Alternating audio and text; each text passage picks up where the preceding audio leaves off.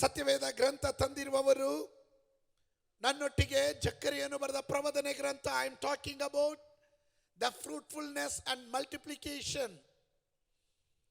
Multiply ಹೇಗೆ ಆಗುತ್ತೆ?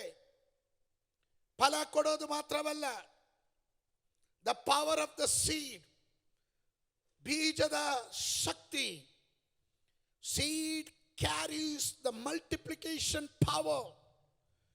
ಪ್ರತಿಯೊಂದು ಬೀಜವು ಅದು ಅಭಿವೃದ್ಧಿ ಆಗತಕ್ಕಂಥ ಅನೇಕ ರೀಪ್ರೊಡ್ಯೂಸ್ ಮಾಡುವಂಥ ಪುನರುತ್ಪಾದನೆ ಮಾಡುವ ಸಾಮರ್ಥ್ಯವುಳ್ಳಂಥದ್ದಾಗಿರುತ್ತದೆ ಬೀಜದ ಪ್ರತ್ಯೇಕತೆ.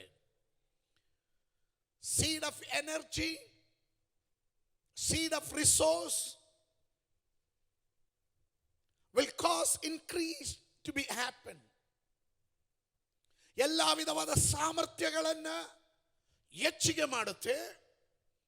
ನಿನಗೆ ಬೇಕಾಗಿರುವಂತ ಉನ್ನತವಾದ ಆಶೀರ್ವಾದದ ಬಾಗಿಲನ್ನ ತೆರೆಯುವಂತೆ ಮಾಡುತ್ತದೆ. ಈ ಬೀಜ ನೀನು ಕೆಳಗಿನವನಾಗೋದಕ್ಕೆ ಬಿಡೋದಿಲ್ಲ, ನಿನ್ನನ್ನು ಮೇಲಕ್ಕೆ ಎತ್ತುವಂಥದ್ದಾಗಿರುತ್ತದೆ. ಜಕ್ಕರಿಯನ್ನು ಬರೆದ ಪ್ರವದನೆ ಗ್ರಂಥ, book of Zechariah chapter 8 verse 12, 12ನೇ ವಚನ. ನೆಮ್ಮದಿಯ ಬೆಳೆಯಾಗುವುದು. ದಟ್ ಮೀನ್ಸ್ ನೀನು ಬಿತ್ತಿದ ಮೇಲೆ, ನೀನು ಕೆಲಸ ಮಾಡಿದ ಮೇಲೆ, ನೀನು ಬಿಸ್ನೆಸ್ ಮಾಡಿದ ಮೇಲೆ ನಿನಗೆ ದುಃಖ ಎನ್ನೋದು ಇರೋದಿಲ್ಲ. ನೀನು ಯಾವುದರ ಶ್ರಮ ಪಟ್ಟಿದೆಯೋ ಅದರ ಫಲವನ್ನ ನೆಮ್ಮದಿಯಿಂದ ನೀನು ಕಾಣುವಂತನಾಗಿರ್ತೀಯ. ಭೂಮಿ ದ್ರಾಕ್ಷಾಲತೆಯು ಹಣ್ಣು ಬಿಡುವುದು. The vine shall give a fruit. ದ್ರಾಕ್ಷಾಲತೆಯು ಬಾಡಿ ಹೋಗೋದಿಲ್ಲ, ಅದು ಫಲವನ್ನ ಕೊಟ್ಟೇ ಕೊಡುತ್ತೆ. And the ground shall give or increase. ಭೂಮಿಯು ಧಾನ್ಯವನ್ನೆಯುವುದು, ಆಕಾಶವು ಹಿಬ್ಬನಿಯನ್ನ ಸುರಿಸುವುದು. And the heavens shall give their due. ಈ ಜನಶೇಷದವರು ಇವುಗಳನ್ನೆಲ್ಲ ಅನುಭವಿಸುವಂತೆ ಅನುಗ್ರಹಿಸುವೆನು. And I will cause the remnant of these people to possess all these things. Possessing, ಕೈವಶ ಮಾಡಿಕೊಳ್ಳುವಂಥದ್ದು, ಆಶೀರ್ವಾದವನ್ನ ಪಡ್ಕೊಳ್ಳುವಂಥದ್ದು. ದೇವರ ಆತ್ಮನೇ ಹೇಳಿದನು, ಇಲ್ಲಿರುವಂಥ ಪ್ರತಿಯೊಂದು ವ್ಯಕ್ತಿಗಳ ಕೈಯಲ್ಲಿ ದೇವರು, ನೀವು ಕೇವಲ ಫಲ ಕೊಡುವವರು ಮಾತ್ರವಲ್ಲ, ನೀವೇ ಒಂದು ಬೀಜವಾಗಿರ್ತೀರ. ನಾನು ಕೇವಲ ಆಶೀರ್ವಾದ ಹೊಂದುವವನು ಮಾತ್ರವಲ್ಲ, ನಾನೇ ಒಂದು ಆಶೀರ್ವಾದವಾಗಿರ್ತೇನೆ. ಅಬ್ರಾಮನಿಗೆ ದೇವರು ಹೀಗೆ ಹೇಳಿದನು, ಅಬ್ರಾಮನೇ, ನಾನು ನಿನ್ನನ್ನು ಆಶೀರ್ವದಿಸ್ತೇನೆ, ನೀನೇ ಆಶೀರ್ವಾದದ ನಿಧಿಯಾಗಿರುವಿ. ಕಮಾನ್ ಸಂಬಡಿ, ನಿಮಗೆ ಅರ್ಥ ಆಗಿದ್ರೆ ಗಟ್ಟಿಯಾಗಿ ಒಂದು ಆಮೇನ್ ಹೇಳ್ರಿ.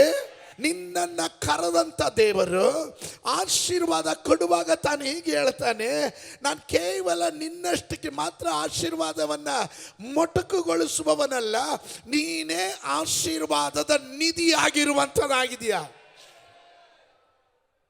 Price God, praise God. ಅಬ್ರಾಮನ ಸಂತತಿಗಳು ಮಾತ್ರ ಗಟ್ಟಿಯಾಗಿ ಒಂದು ಆಮೇಲೆ ಹೇಳ್ರಿ. ನನಗೆ ದೇವರ ಸೃಷ್ಟಿಯ ಮಹತ್ವ ಬಹಳ ಅದ್ಭುತ ಅನ್ನಿಸುತ್ತೆ.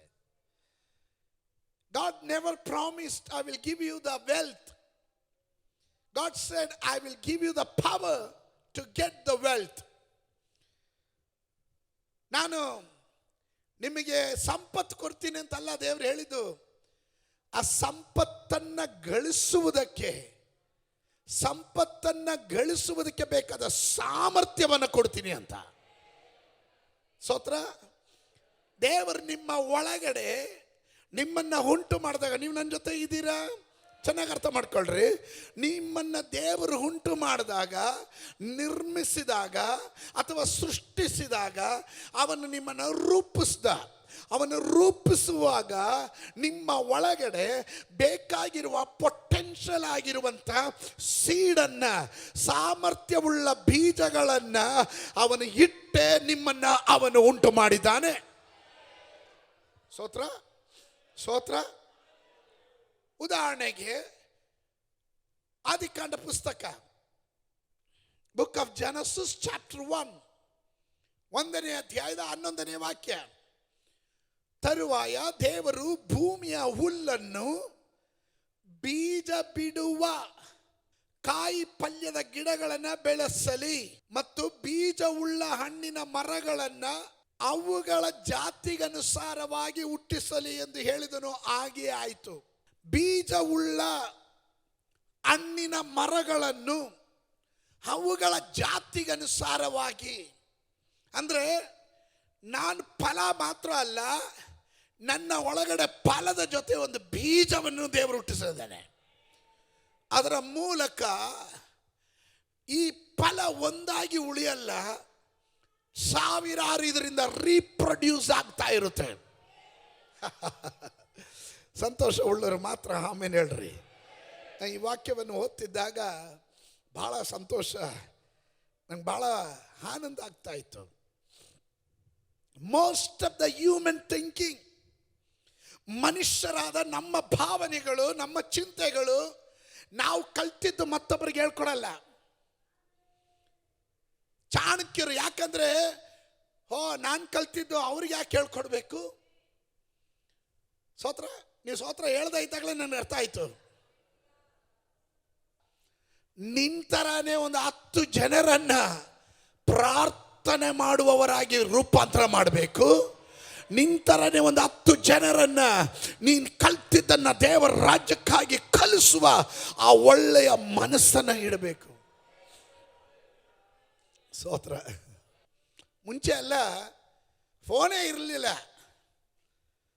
ಇರಲಿಲ್ಲ. ಟೆಲಿಗ್ರಾಮ್, ತಂತಿ ಸಂದೇಶ, ಅದು ಒಂದೊಂದು ಪದಕ್ಕೂ ಇಷ್ಟು ದುಡ್ಡು ಕೊಡಬೇಕು. ಆಮೇಲೆ ಟೆಲಿಫೋನ್ ಬಂತು, ಆಮೇಲೆ STD IST ಎಲ್ಲ ಬಂತು. ಸ್ತೋತ್ರ.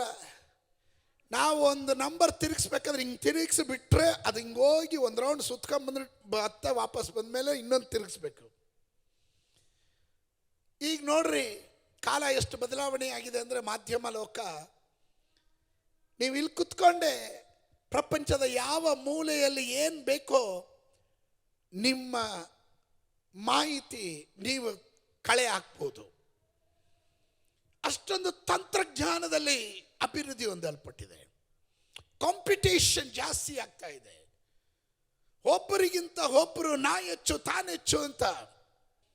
ಆದರೆ ಇದು ಎಷ್ಟು ಉಪಯೋಗವಾಗಿದೆಯೋ ಅಷ್ಟೇ ಅಪಾಯಕಾರಿಯೂ ಆಗಿದೆ.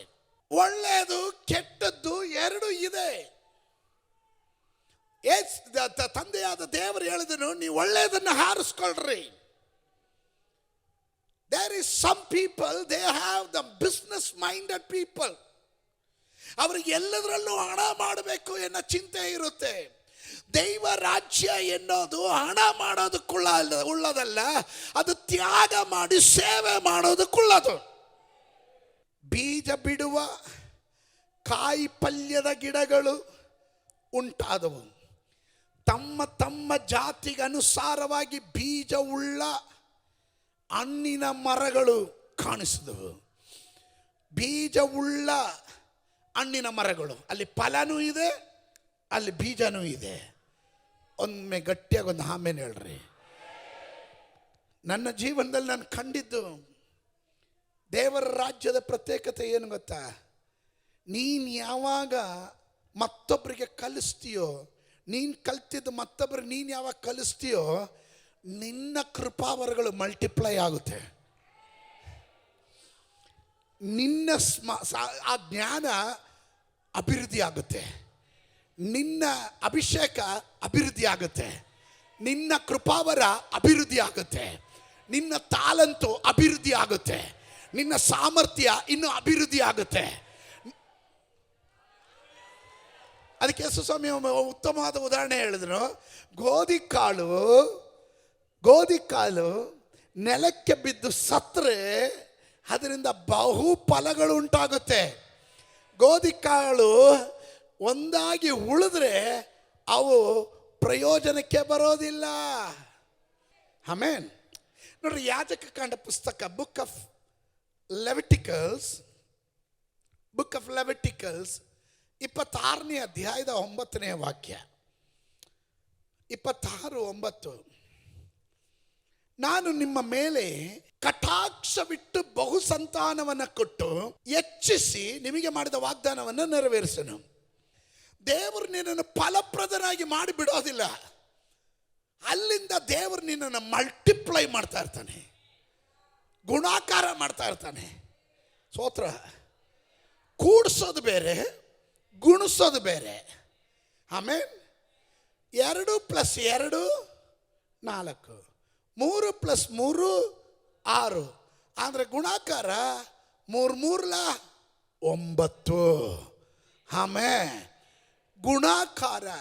ಆಮೇಲೆ ದೇವರು ಹೇಳಿದನು, ನಾನು ನಿಮ್ಮ ಮೇಲೆ ಕಟಾಕ್ಷವಿಟ್ಟು ನಿಮಗೆ ಬಹು ಸಂತಾನವನ್ನು ಕೊಟ್ಟು ಹೆಚ್ಚಿಸಿ ನಿಮಗೆ ಮಾಡಿದ ವಾಗ್ದಾನವನ್ನು ನೆರವೇರಿಸೋಣ. ಹಾಗಾದರೆ ದೇವರ ವಾಗ್ದಾನ ನೆರವೇರಬೇಕಾದ್ರೆ ಈ ಸಭೆ ಕರ್ನಾಟಕದ ಉಜ್ಜೀವನದ ಚುಕ್ಕಾಣಿಯನ್ನು ಹಿಡಿಬೇಕು ಅಂದರೆ ಇದರಲ್ಲಿ ಪ್ರತಿಯೊಬ್ಬೊಬ್ಬರ ಪಾತ್ರ ಇದೆ ಎಂದು ನಂಬುವವರು ಮಾತ್ರ ಗಟ್ಟಿಯಾಗಿ ಒಂದು ಆಮೇಲೆ ಹೇಳ್ರಿ.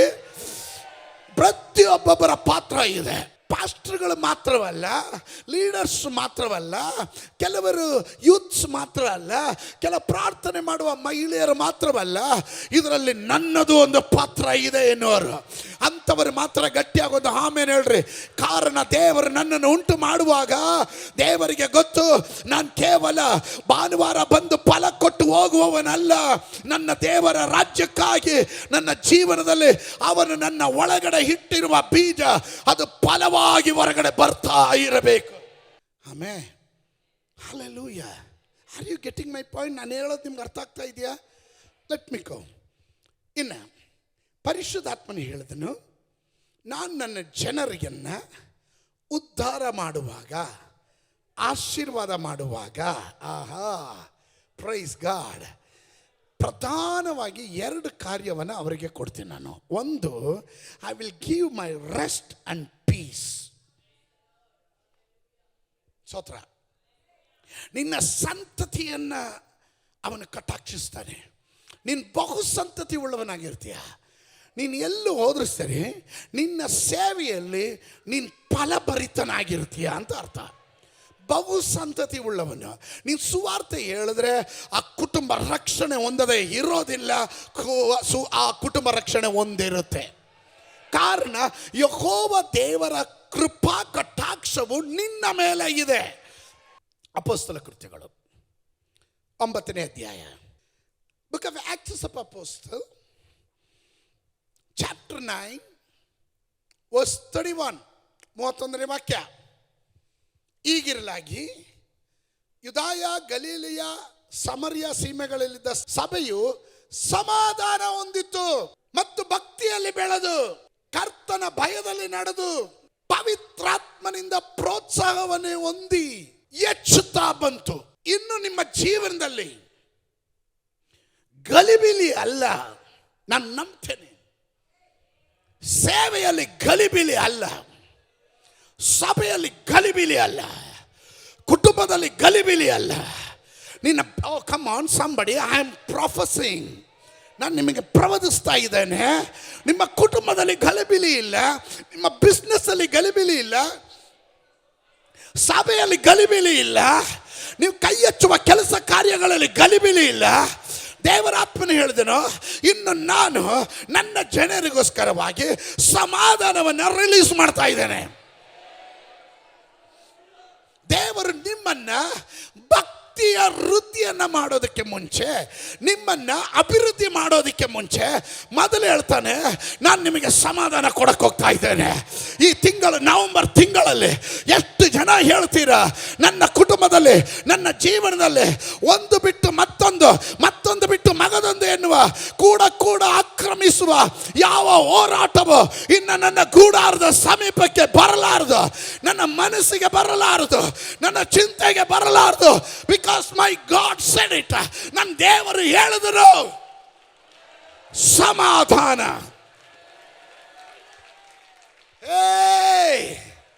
Come on, put your hands together. ಎರಡು ಕರಗಳನ್ನು ತಟ್ಟುತ್ತಾ ಗಟ್ಟಿಯಾಗೋದು ಆಮೇಲೆ ಹೇಳ್ರಿ. ಯಾಕೆ ಗೊತ್ತಾ? ಶತ್ರು ಕಾಣತಕ್ಕಂತೆ ಹಲ್ಲೆಲೂಯ ಯೂದಾಯದಲ್ಲಿ, ಗಲಿಲಾಯದಲ್ಲಿ, ಸಮರ್ಯದ ಸೀಮೆಗಳಲ್ಲಿ ಸಭೆಯು ಸಮಾಧಾನ ಹೊಂದಿತ್ತು. ಯೇಸುವಿನ ನಾಮದಲ್ಲಿ ಸಭೆಯನ್ನು ಉಪದ್ರವ ಮಾಡುವ, ಸಭೆಗೆ ವಿರುದ್ಧವಾಗಿ ತಲೆ ಎತ್ತುವ ಎಲ್ಲ ಶಕ್ತಿಗಳು, ಎಲ್ಲ ದುರಾತ್ಮನ ಕ್ರಿಯೆಗಳು, ಅದು ಅಧಿಕಾರಿಗಳಾಗಬಹುದು, ಅಧಿಪತಿಗಳಾಗಬಹುದು, ಈ ಲೋಕದ ನಾಯಕರುಗಳಾಗಬಹುದು, ಯಾವುದೇ ಯಾವ ಸೈತಾನನ ಏಜೆಂಟ್ಗಳಾಗಬಹುದು. ಇವತ್ತು ದೇವರ ಆತ್ಮನ ಹೇಳ್ತಾ ಇದ್ದಾರೆ, ನಾನು ನನ್ನ ಸಭೆಯಲ್ಲಿ ಸಮಾಧಾನವನ್ನು ರಿಲೀಸ್ ಮಾಡ್ತೇನೆ. ಪರಿಶುದ್ಧಾತ್ಮನ ಹೇಳಿದನು, the days of peace is coming upon the church. The days of peace is coming upon the church. ಸಭೆಗಳ ಮೇಲೆ ಇನ್ನು ಮುಂದಕ್ಕೆ ಭಯಪಟ್ಟಲ್ಲ ಆರಾಧನೆ ಮಾಡೋದು, ಸಮಾಧಾನವಾಗಿ ನಿರ್ಭಯದಿಂದ. Come on, somebody shout hallelujah.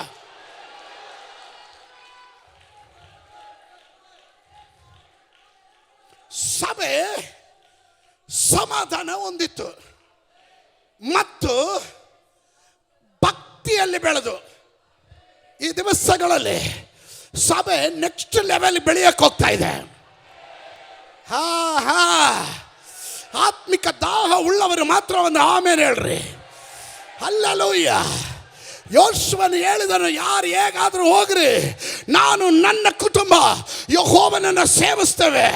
ನಮಗೆ ಹಣ ಅಲ್ಲ ಮುಖ್ಯ, ನಮಗೆ ಸ್ಥಾನ ಅಲ್ಲ ಮುಖ್ಯ, ನಮಗೆ ಜೀವನ ಅಲ್ಲ ಮುಖ್ಯ, ನಮಗೆ ಯೇಸು ಮುಖ್ಯ, ನಮಗೆ ಭಕ್ತಿ ಮುಖ್ಯ, ಆತ್ಮಿಕತೆ ಮುಖ್ಯ ಎಂದು ಯಾರಾದರೂ ಘಂಟಾಘೋಷವಾಗಿ ಹೇಳೋರು ಇದ್ದೀರಾ? ದೇವರ ಆತ್ಮರು ಹೇಳ್ತಾರೆ, ಅವರು ಭಕ್ತಿಯಲ್ಲಿ ಬೆಳೆದು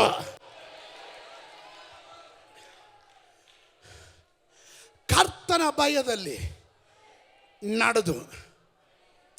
the fear of the lord, ಕರ್ತನ ಭಯ. ಆಮೇಲೆ ಇವತ್ತು ವಿಶ್ವಾಸಿಗಳಲ್ಲಿ ದೇವ್ರ ಭಯ ಹೋಗ್ಬಿಡ್ತು. ಹಲೋ, ವಿಶ್ವಾಸಿಗಳಲ್ಲಿ ದೇವ್ರ ಭಯ ಹೋಯ್ತು, ಯೌವನಸ್ಥರಲ್ಲಿ ದೇವ್ರ ಭಯ ಹೋಯ್ತು.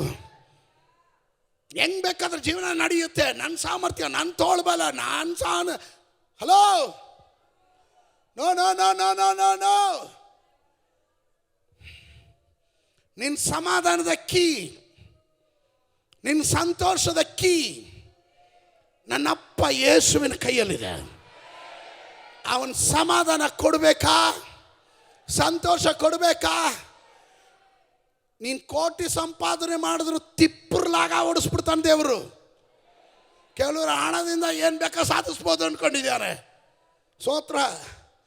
ಹಣ ಇರೋರೆಲ್ಲರೂ ಸಾಧಿಸಂಗಿದ್ದಿದ್ರೆ ನಾವು ಯಾರು ಉಳ್ಗಾಲ, ನಮ್ಗೆ ಯಾರಿಗೂ ಉಳ್ಗಾಲನೇ ಇರ್ತಿರ್ಲಿಲ್ಲ. ಕೃಪೆಯಿಂದ ಉಳಿದಿರೋರು ಮಾತ್ರ ಒಂದು ಆಮೇಲೆ ಹೇಳ್ರಿ. ಆಮೇಲೆ ಕರ್ತನ ಭಯದಲ್ಲಿ ನಡೆದು. when you are walking, walk with fear of the Lord. ದೈವ ಭಯದಲ್ಲಿ ನಡ್ರಿ. ಪಕ್ಕದಲ್ಲಿರೋರ ಮುಖ ನೋಡಿ ಹೇಳ್ರಿ, ದೈವ ಭಯದಲ್ಲಿ ನಡೀರಿ. ನನ್ನನ್ನು ನಿಮ್ಮನ್ನು ಕಾಣುವ ಒಬ್ಬ ದೇವರಿದ್ದಾನೆ, ಅವನು ಗ್ರಹಿಸ್ತಾ ಇದ್ದಾನೆ, ಅವನಿಗೆ ಅಗೋಚರವಾದದ್ದು ಒಂದು ಇಲ್ಲ. ಅಗ್ನಿ ಜ್ವಾಲೆಯಂತ ಕಣ್ಣುಳ್ಳವನು, ಅವನನ್ನು ನೋಡ್ತಾ ಇದ್ದಾನೆ ಎಂಬ ಭಯ ನಿಮ್ಮಲ್ಲಿ ಇರಲಿ. ಆಮೇಲೆ ಕರ್ತನ ಭಯದಲ್ಲಿ ನಡೆದು ಪವಿತ್ರಾತ್ಮನಿಂದ ಪ್ರೋತ್ಸಾಹವನ್ನು ಹೊಂದಿ ಹೆಚ್ಚುತ್ತಾ ಬಂತು. ಪವಿತ್ರಾತ್ಮನಿಂದ ಪ್ರೋತ್ಸಾಹವನ್ನು ಹೊಂದಿ. ಆಮೇಲೆ ಪವಿತ್ರಾತ್ಮನು ನಿಮ್ಮನ್ನ ಪ್ರೋತ್ಸಾಹ ಮಾಡುವ ಆತ್ಮನು, ನಿಮ್ಮನ್ನು ನಿರಾಶೆ ಮಾಡುವ ಆತ್ಮನಲ್ಲ. ನಾನು ಬರ್ತೀನಿ, ಅಲ್ಲಿಗೆ ಬರ್ತೀನಿ. ಒಬ್ಬನು ಮತ್ತೊಬ್ಬನನ್ನ ಪ್ರೋತ್ಸಾಹ ಮಾಡಬೇಕು. ಎಲ್ಸಬೇತನ ಹೊಟ್ಟೆಯಲ್ಲಿ ಇರುವ ಮಗು ಜಿಗಿಬೇಕಾದ್ರೆ ಪವಿತ್ರಾತ್ಮ ಭರಿತಳಾಗಿರುವ ಮರಿಯಳು ಸ್ತೋತ್ರ ಹೇಳಬೇಕು. ನಿನ್ನ ಒಳಗಡೆ ಪವಿತ್ರಾತ್ಮನ ಇರೋದಾದ್ರೆ ನೀನು ವಿಷಕಾರಲ್ಲ. ಸ್ತೋತ್ರ ಸ್ತೋತ್ರ. ಒಬ್ಬ ಆತ್ಮಿಕತೆಯಲ್ಲಿ ಡಲ್ ಆದಾಗ ಅವನನ್ನ ತುಳಿಯೋದಕ್ಕೆ ಪ್ರಯತ್ನ ಮಾಡಲ್ಲ. ನಿನ್ನ ಒಳಗಡೆ ಇರುವ ಆತ್ಮನು ಅವನನ್ನು ಪ್ರೋತ್ಸಾಹ ಮಾಡಿ ಮೇಲಕ್ಕೆತ್ತೋದಕ್ಕೆ. ಸಭೆ ಸಂಕಷ್ಟಗಳಲ್ಲಿ ಹೋದಾಗ, ಪ್ರತಿಕೂಲಗಳಲ್ಲಿ ಹೋದಾಗ ಸಭೆಗೆ ವಿರುದ್ಧವಾಗಿ ಮಾತನಾಡಿ ನಿನ್ನ ಬೇಳೆ ಬೇಯಿಸ್ಕೊಳ್ಳೋಕೆ ನೀನು ನೋಡ್ತೀಯ. ಆದರೆ ಪವಿತ್ರಾತ್ಮನ ಹೇಳ್ತಾನೆ ಅದು ನಿನಗೆ ಕಣಿಯಾಗುತ್ತೆ, ಉರುಳಾಗುತ್ತೆ. ಕಾರಣ ಪರಿಶುದ್ಧಾತ್ಮನ ಪ್ರೋತ್ಸಾಹವನ್ನು ಮಾಡ್ತಾನೆ. Spiritually he will encourage you.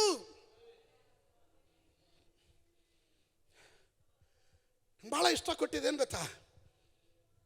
Walking in the fear of the Lord and in the comfort of the Holy Ghost were multiplied. ನೀನು ಯಾವಾಗ ದೈವ ಭಕ್ತಿಯಲ್ಲಿ ಬೆಳಿತೀಯೋ, ದೇವರ ಭಯದಲ್ಲಿ ನಡೀತೀಯೋ, ಪವಿತ್ರಾತ್ಮನ ಪ್ರೋತ್ಸಾಹದಲ್ಲಿ ನೀನು ಹೆಚ್ಚಾಗ್ತಾ ಇರ್ತೀಯ, you will be multiplied. You will be multiplied. ಒಪ್ಪುವರು ಮಾತ್ರ ಆಮೇಲೆ ಹೇಳ್ರಿ. ಆಮೇ anything to multiply, it has to be edified. ಯಾವುದಾದ್ರೂ ಅಭಿವೃದ್ಧಿಯನ್ನು ಹೊಂದಬೇಕು, ಹೆಚ್ಚಾಗಬೇಕಾದ್ರೆ ಮೊದಲು ಅಲ್ಲಿ ಭಕ್ತಿಯ ವೃದ್ಧಿ ಉಂಟಾಗಬೇಕು. What is edified will multiply. ಯಾವುದು ಭಕ್ತಿಯಲ್ಲಿ ವೃದ್ಧಿ ಆಗ್ತಾರೋ, ಯಾವ ಕುಟುಂಬ, ಯಾವ ವ್ಯಕ್ತಿ, ಅವರು ಹೆಚ್ಚಾಗ್ತಾ ಇರ್ತಾರೆ, ಅವರು ಮಲ್ಟಿಪ್ಲೈ ಆಗ್ತಾ ಇರ್ತಾರೆ. Are you with me? ನೀವು ನನ್ನ ಜೊತೆ ಇದ್ದೀರಾ? ಇರೋರು ಮಾತ್ರ ಒಂದು ಆಮೇಲೆ ಹೇಳ್ರಿ. ಅರ್ಥ ಆಗ್ತಾ ಇದೆಯಾ? ಹಾಗಾದ್ರೆ ನಿನ್ನ ಭಕ್ತಿ ಹೀನವಾದವರ ಸಂಗಡ ಅಲ್ಲ. ಭಕ್ತಿಹೀನವಾದವರ ಸಂಗಡ ನಿನ್ನ ಜೊತೆ ಸೇರಬಾರ್ದು. ಅವನು ನನ್ನ ಫ್ರೆಂಡ್ ಅಲ್ವಾ? ಸ್ತೋತ್ರ. ನಿನ್ನ ಫ್ರೆಂಡೋ ನಿನ್ನ ಶತ್ರುನೋ? ಸ್ತೋತ್ರ. ನಿನಗೂ ಈಜು ಬರಲ್ಲ, ಅವನಿಗೂ ಈಜು ಬರಲ್ಲ. ಅವನ ಕೆಸರಲ್ಲಿ ಬಿದ್ದಿದ್ದಾನೆ, ಮುಳುಗ್ತಾ ಇದ್ದಾನೆ. ಫ್ರೆಂಡ್ ಅಲ್ವಾ, ಕೈ ಕೊಡೋ, ಕೊಟ್ಟ ನಿನ್ನನ್ನು ಎಳ್ಕೊಂಡು ಹೋಗ್ತಾನೆ ಅವನು. What is edified will multiply. ಭಕ್ತಿ ವೃತ್ತಿ ಹೊಂದೋದು ಹೆಚ್ಚಾಗ್ತಾ ಇರುತ್ತೆ. ಆತ್ಮಿಕತೆಗೆ ಒತ್ತು ಕೊಡುವವರು, ನಾಳೆಯಿಂದ ಉಪವಾಸ ಪ್ರಾರ್ಥನೆ, 7 ದಿನ ಉಪವಾಸ ಪ್ರಾರ್ಥನೆ. ಬೆಳಿಗ್ಗೆ 5:30 ಸ್ತೋತ್ರ, 5:30 ಪ್ರಾರ್ಥನೆ ಇರುತ್ತೆ. ನಿನ್ನ ಭಕ್ತಿ ವೃದ್ಧಿಗೋಸ್ಕರನೇ ಇದು ಇಟ್ಟಿರೋದು. ಕಾರಣ ನೀನು ಕೆಳಗಿನವನಾಗೋದು ನಮಗಿಷ್ಟ ಇಲ್ಲ, ನೀನು ಹೆಚ್ಚಿನವನಾಗಬೇಕು ಅನ್ನೋದೇ ನಮ್ಮಿಷ್ಟ. ಆಮೇಲೆ ನೀನು ಹೆಚ್ಚಿನವನಾಗಬೇಕಾದ್ರೆ ನಿನ್ನಲ್ಲಿ ಭಕ್ತಿ ವೃದ್ಧಿ ಆಗಬೇಕು. ಈ ಎಡಿಫೈ ಎನ್ನುವುದು ಏನು ಗೊತ್ತಾ? ಅದರ ಮೂಲ ಭಾಷೆಯಲ್ಲಿ ಹೋಗಿ ನೀವು ಹುಡುಕಿದ್ರೆ ಅದರ ಅರ್ಥ ಕಟ್ಟು, ಉತ್ತಮಗೊಳಿಸು. ಎಡಿಫೈ. ಸ್ತೋತ್ರ. ಕಟ್ಟು, ಉತ್ತಮಗೊಳಿಸು, ಅಭಿವೃದ್ಧಿಗೊಳಿಸು, ಹೆಚ್ಚಿಸು, ವೃದ್ಧಿ ಮಾಡು. ಸ್ತೋತ್ರ ಸ್ತೋತ್ರ ಸ್ತೋತ್ರ. ಹಾಗಾದರೆ ಪರಿಶುದ್ಧಾತ್ಮ ನನಗೆ ಹೀಗೆ ಹೇಳಿದನು, we must build our church. ಸಭೆಯನ್ನು ಕಟ್ಟುವ ಕಾರ್ಯಕ್ಕೆ ನಾವು ಕೈ ಹಾಕಬೇಕು, ಮುರಿಯೋ ಕೆಲಸಕ್ಕಲ್ಲ. ಸ್ತೋತ್ರ ಹೇಳಲಿಲ್ಲ.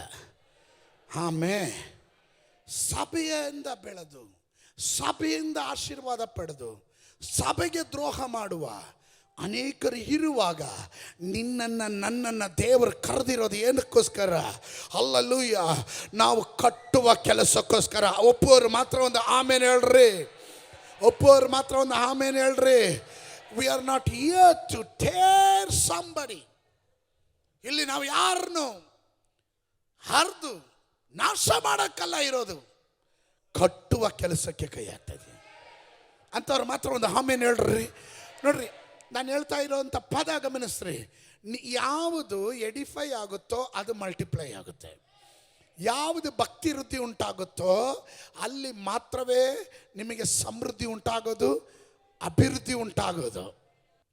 ಹೆಚ್ಚುತ್ತಾ ಬರಬೇಕಾದ್ರೆ, ಮಲ್ಟಿಪ್ಲಿಕೇಶನ್ ಆಗಬೇಕಾದ್ರೆ ಸಭೆ ರೀಪ್ರೊಡ್ಯೂಸ್ ಮಾಡುವಂಥಕ್ಕೆ ಸಾಮರ್ಥ್ಯ ಉಳ್ಳದಾಗಿರಬೇಕು.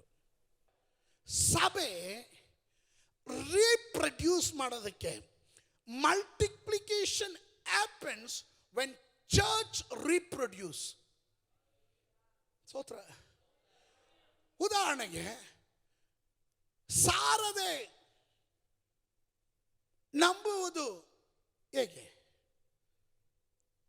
ಸಾರದೆ ನಂಬುವುದು ಹೇಗೆ? ಸಾರಿದ ವಾರ್ತೆಗೆ ದೇವರ ವಾಕ್ಯ ಆಧಾರ. ಆಮೇ ಆ ನಂಬಿಕೆಗೆ ಆಧಾರ ಯಾವುದು ಗೊತ್ತಾ? ದೇವರ ವಾಕ್ಯ. ನಂಬಿಕೆಗೆ ಆಧಾರ ಸಾರಲಿಲ್ಲ, ನಾನು ಪ್ರೊಡ್ಯೂಸ್ ಮಾಡಲ್ಲ. ನಾನು ಬಂದೆ ಚೆನ್ನಾಗಿ ಎಲ್ಲ ವಾರ ಯಾರು ಬಂದರೂ ಯಾರು ಬರಲಿಲ್ವೋ, ನಾನು ಮಾತ್ರ ಬರ್ತೀನಿ. ಸ್ತೋತ್ರ. ಭಾನುವಾರ ಆರಾಧನೆ ಮುಗಿಸ್ಕೊಂಡು ಮನೆಗೆ ಹೋಗ್ತೀನಿ. ಸ್ತೋತ್ರ. ನೀವು ರೀಪ್ರೊಡ್ಯೂಸ್ ಮಾಡದೆ ಇರೋದ್ರಿಂದ ಮಲ್ಟಿಪ್ಲಿಕೇಶನ್ ಆಗೋದಿಲ್ಲ. ಸ್ತೋತ್ರ. ಹಲೋ, ನಾನು ಹೋಗಿ ಕಲ್ತಿದ್ದು, ಸಭೆಯಲ್ಲಿ ಕಲ್ತಿದ್ದು, 4 ಗೋಡೆಗಳ ಒಳಗಡೆ ದೇವರ ಆತ್ಮನ ನನಗೆ ಕೊಟ್ಟಂತ ಆಲೋಚನೆಯನ್ನು ಪಡ್ಕೊಂಡು ನಾನು ಕೇವಲ ಫಲ ಆಗದೆ ನಾನೊಂದು ಬೀಜವಾಗಿ 10 ಜನರನ್ನು ಈ ರಕ್ಷಣೆಯ ಅನುಭವಕ್ಕೆ ತರುವವರೆಗೂ ಸಭೆ ಮಲ್ಟಿಪ್ಲೈ ಆಗಲ್ಲ. ಅನೇಕ ಸಭೆಗಳಿಗೆ ಬಂದಂತ ತೊಂದರೆ ಇದೆ. ಅನೇಕ ಸಭೆಗಳು ಪಾರಂಪರ್ಯ ಸಭೆಗಳಾಗೋದಕ್ಕೆ ಕಾರಣ ಇದೆ. ತಾತ ಮುತ್ತಾತಂದಿರು ಬಯೋಲಾಜಿಕಲ್ ಗ್ರೋತ್ ಇದೆ, ಬಯೋಲಾಜಿಕಲ್ ಗ್ರೋತ್ ಇದೆ, ಸ್ಪಿರಿಚುವಲ್ ಗ್ರೋತ್ ಇಲ್ಲ. Are you with me? ಗಂಡ ಹೆಂಡತಿ ಸಭೆಗೆ ಬಂದರು, ದೇವರು ಮಾನಿಸಿದ್ರು. ಅವ್ರಿಗೊಂದು ಮಗ ಹುಟ್ಟದ, ಅವನು ಬೆಳೆದ, ಅವನಿಗೆ ಮದುವೆ ಆಯಿತು. ಸ್ತೋತ್ರ. ಅವನು ಸಭೆ ಮೆಂಬರ್ ಆದ, ಅವಳು ಸಭೆ ಮೆಂಬರ್ ಆದಳು. ಅವ್ರಿಗೊಂದು ಮಗ ಹುಟ್ಟಿತು, ಅವರು ಬೆಳೆದ್ರು. ಸ್ತೋತ್ರ. ಸಭೆ ಹೆಂಗೆ ಬೆಳೀತು? ಮಲ್ಟಿಪ್ಲೈ ಆಗ್ತಾ ಇದೆಯಾ? ಇಲ್ಲ, ಇದು ಅಡಿಷನ್. ಸ್ತೋತ್ರ. Addition is different, multiplication is different. ಆಮೇಲೆ ಇದು ಬಯೋಲಾಜಿಕಲ್ ಗ್ರೋತ್. ಸ್ಪಿರಿಚುವಲ್ ಗ್ರೋತ್ ಏನು ಗೊತ್ತಾ? ಆತ್ಮಿಕವಾದ ಬೆಳವಣಿಗೆ ಏನು ಗೊತ್ತಾ? ನಾನು ರಕ್ಷಣೆ ಹೊಂದಿದಾಗ ನಾನು ಅನುಭವಿಸಿದ ಸಂತೋಷ 10 ಜನರಿಗೆ ಅದು ತಲುಪಿಸ್ಬೇಕು. Come on, somebody shout hallelujah. Amen. Amen.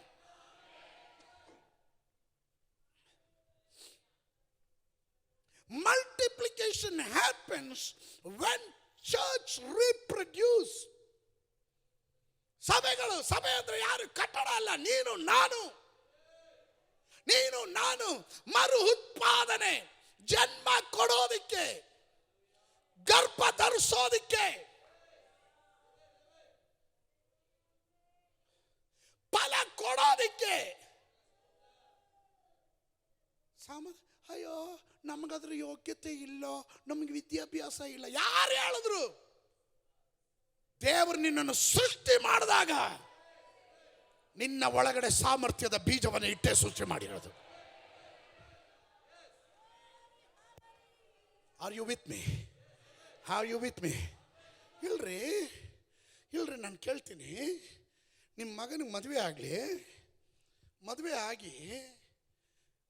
ಒಂದು 2 ತಿಂಗಳು ಆಗಂಗಿಲ್ಲ, ಆಗಲೇ ಮನೇಲಿ ಮಾತಾಡ್ತಿರಲ್ರಿ, ಏನು ವಿಶೇಷ ಇಲ್ವಾ? ಏನಕ್ರಿ? ಸ್ತೋತ್ರ. ನಿನಗೆ ನಿನ್ನ ವಂಶ ಬೆಳಿಬೇಕನ್ನಿಸ್ತಾ ಇದೆಯಲ್ವ? ವಂಶದ ಕುಡಿ ಕಾಣಬೇಕು ಅಂತ ನೀನು ಆಸೆ ಪಡ್ತೀಯಲ್ಲ? ಸ್ತೋತ್ರ ಹೇಳ್ರಿ. ಪರಲೋಕದ ಅಪ್ಪ ತನ್ನ ರಾಜ್ಯದಲ್ಲಿ ತನ್ನ ವಂಶದ ಕುಡಿಗಳನ್ನು ಕಾಣಬೇಕಂತ ಅವನು ತವಕ ಪಡೋದಿಲ್ವೇ? ಅವನು ತವಕ ಪಡೋದ್ರಲ್ಲಿ ನ್ಯಾಯ ಇಲ್ಲವೇ? Come on, somebody shout hallelujah. ನಿಮಗೆ ಅಭಿವೃದ್ಧಿ ಬೇಕು, ಆಶೀರ್ವಾದ ಬೇಕ್ರಿ. ನನ್ನ ದೇವರು ಹೇಳ್ತಾ ಇದ್ದಾನೆ, ನನ್ನ ವಾಗ್ದಾನಗಳನ್ನು ನಾನು ನೆರವೇರಿಸ್ತೀನಿ. ಅಲ್ಲಲ್ಲಿಯ ನನ್ನ ಕೃಪಾ ಕಟಾಕ್ಷದಿಂದ ನಿನ್ನ ಬಹು ಸಂತತಿ ಉಳ್ಳವರಾಗಿ ನಾನು ನಿನ್ನನ್ನು ಆಶೀರ್ವಾದ ಮಾಡ್ತೀನಿ. ಹಲೋ ಇದ್ದೀರಾ ನನ್ನ ಜೊತೆ? ಇವ್ರಿಗೊಬ್ಬರಿಗೆ ಕುಟುಂಬ ಇರೋದು, ಇವರೊಬ್ಬರಿಗೆ ಮಕ್ಕಳು ಇರೋದು, ಇವ್ರ ಮಕ್ಕಳು ಮಾತ್ರನೇ ಶಾಲೆಗೆ ಹೋಗೋದು, ಇವ್ರು ಮಾತ್ರನೇ ಕೆಲಸ ಮಾಡೋದು. ಹಂಗೆ ಎಲ್ಲರೂ ಥಿಂಕ್ ಮಾಡಿದ್ರೆ ಕರ್ನಾಟಕದಲ್ಲಿ ಈ ಸಭೆ ಇಷ್ಟು ದೊಡ್ಡದಾಗಿ ಬೆಳೀತಿತ್ತ?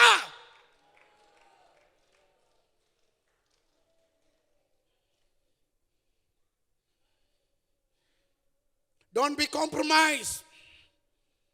Multiplication happens when church reproduce.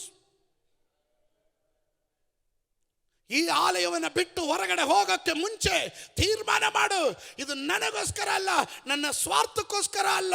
ನನ್ನಲ್ಲಿರುವ ತಾಲಂತು, ನನ್ನಲ್ಲಿರುವ ಅಭಿಷೇಕ, ನನ್ನಲ್ಲಿರುವ ಆ ಕರೆ, ನನ್ನಲ್ಲಿರುವಂಥ ಆ ವಚನ ಪ್ರಮಾಣ, ಇದನ್ನು ಒಂದು 10 ಜನರನ್ನಾದರೂ ಇದರ ಮೂಲಕ ನಾನು ಎಬ್ಬಿಸ್ತೀನಿ, 10 ಜನರನ್ನಾದರೂ ಟ್ರೈನ್ ಮಾಡ್ತೀನಿ. ನನಗೆ ದೇವರು ಕೊಟ್ಟಿರೋ ವರ, ಜ್ಞಾನ ಎಲ್ಲವನ್ನ ಧಾರೆ ಎಳಿತೀನಿ. ನೀನೆಲ್ಲ ಜೋಪಾನ ಕಾಪಾಡ್ಕೊಂಡು ನಿನಗೆ ಮಾತ್ರ ಇಟ್ಕೊಂಡೆ ಅನ್ಕೋ, ನಾಳೆ ದಿಢೀರಂತ ಸತ್ತೋಗ್ಬಿಟ್ಟೆ, ಆಗೋದು ಬೇಡ. ಸ್ತೋತ್ರ. ಯಾರು ಸಾಯೋದು ಬೇಡ. ದೇವರ ವಾಕ್ಯ ಹೇಳ್ತಾ, ದುಷ್ಟರ ಸಾವಿನಲ್ಲಿ ನನಗೆ ಕಿಂಚಿತ್ತು ಸಂತೋಷ ಇಲ್ಲ ಅಂತ. ಸ್ತೋತ್ರ. ಯಾರು ಸಾಯೋದು ಬೇಡ. ಒಂದು ಪಕ್ಷ ಆದರೆ ಏನು ಪ್ರಯೋಜನ? ಒಳ್ಳೆ ತಾಲಂತಿತ್ತು, 4 ಜನಕ್ಕೆ ಕೊಡಬಾರ್ದಾಗಿತ್ತ? ಸರ್, ನೀನು ಕಲ್ತಿದ್ದು, ನೀನು ಪಡೆದಿದ್ದು, ನೀನು ಹೊಂದ್ಕೊಂಡಿದ್ದು ನಿಮ್ಮ ಅಪ್ಪನ ಮನೆ ಸೊತ್ತಲ್ಲ, ಪರಲೋಕದ ಅಪ್ಪ ದಾನವಾಗಿ ಕೊಟ್ಟಿದ್ದು.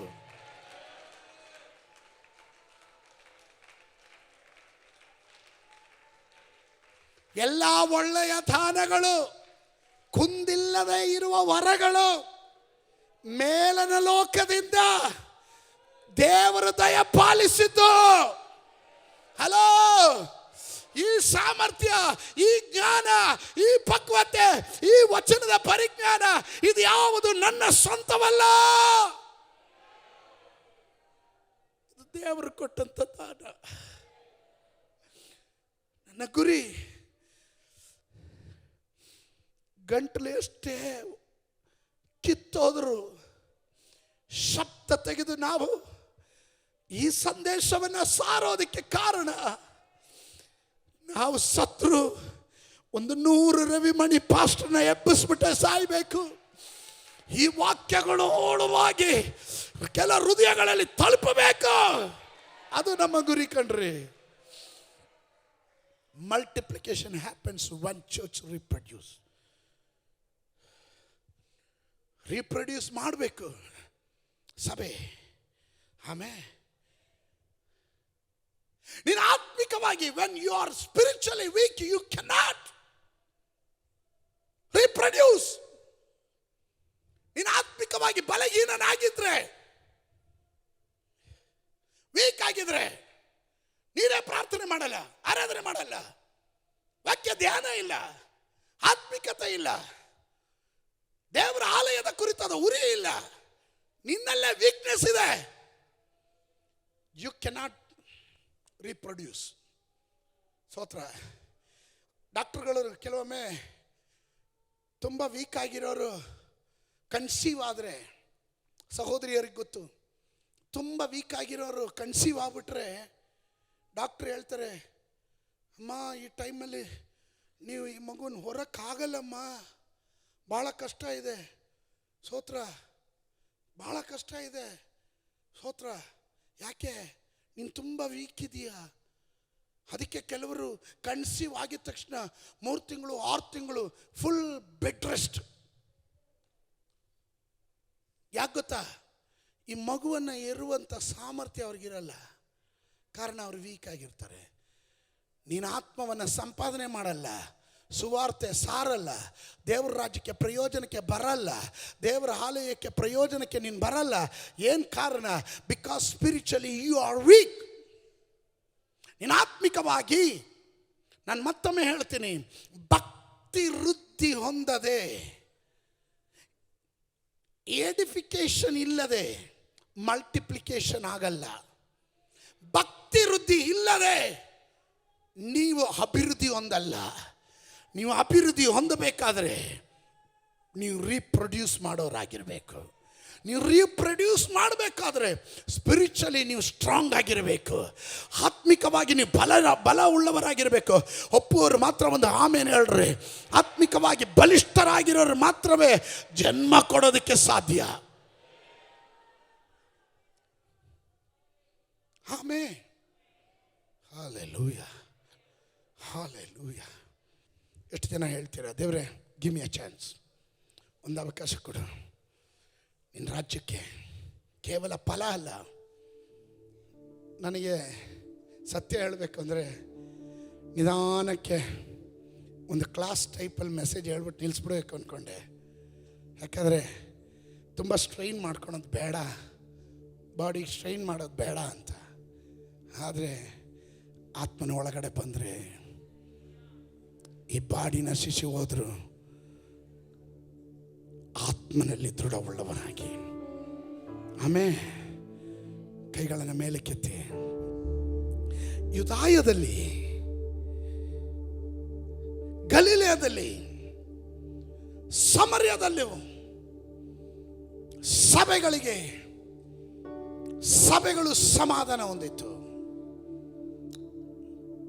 ಅವರು ಭಕ್ತಿಯಲ್ಲಿ ಹೆಚ್ಚಿದ್ರು, ಭಕ್ತಿಯಲ್ಲಿ ವೃದ್ಧಿ ಆದರು, ಅವರು ದೈವ ಭಯದಲ್ಲಿ ಬೆಳೆದ್ರು, ಪವಿತ್ರ ಆತ್ಮನಿಂದ ನಡೆದ್ರು. ನಮ್ಮ ಲೀಡರ್ ಯಾರು ಗೊತ್ತಾ? ಪರಿಶುದ್ಧಾತ್ಮ. ಪರಿಶುದ್ಧಾತ್ಮ.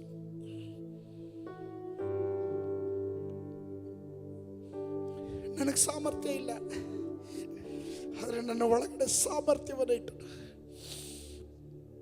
ಹೇ ಮರಿಯಳೆ, ನಿನ್ನ ಕಣ್ಣಿಗೆ ಯೋಗ್ಯತೆ ಇಲ್ಲ, ಆದರೆ ಪವಿತ್ರಾತ್ಮ ಭರಿತವಾಗಿ ಯೇಸು ಎಂಬ ಬೀಜವನ್ನು ನಿನ್ನ ಒಳಗಡೆ ಬಿತ್ತಿದನು.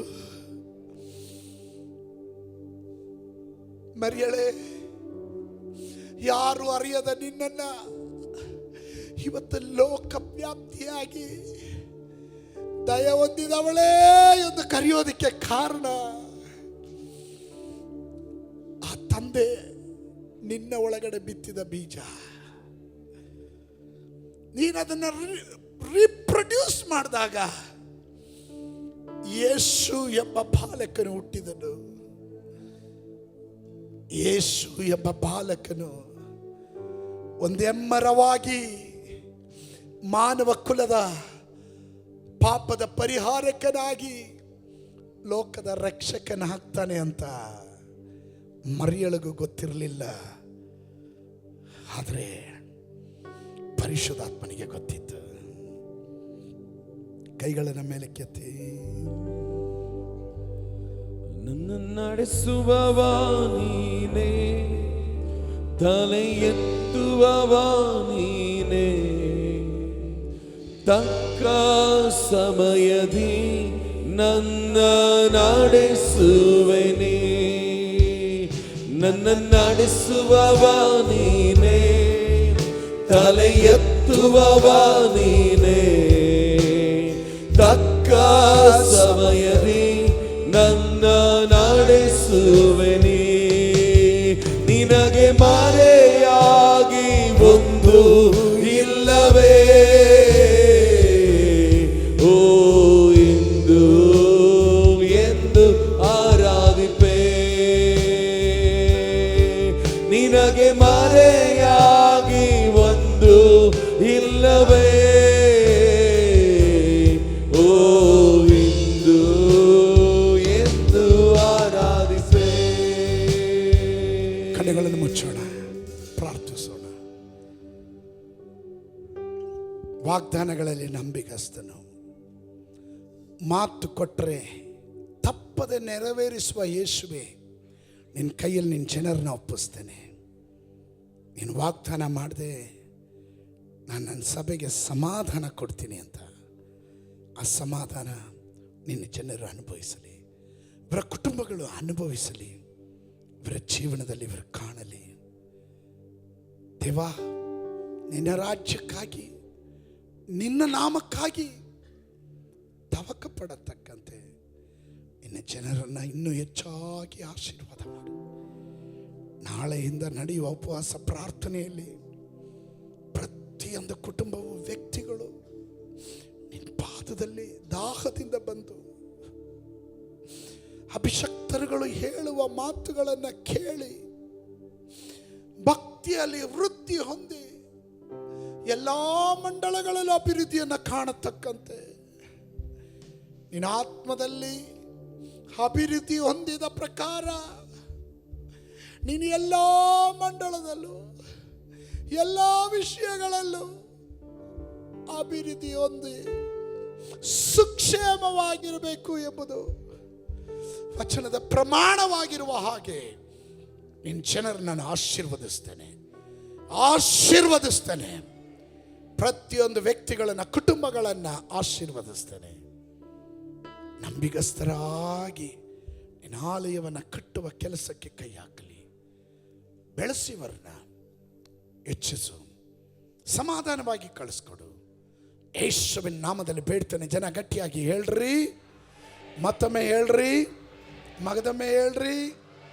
ಆಮೇನ್.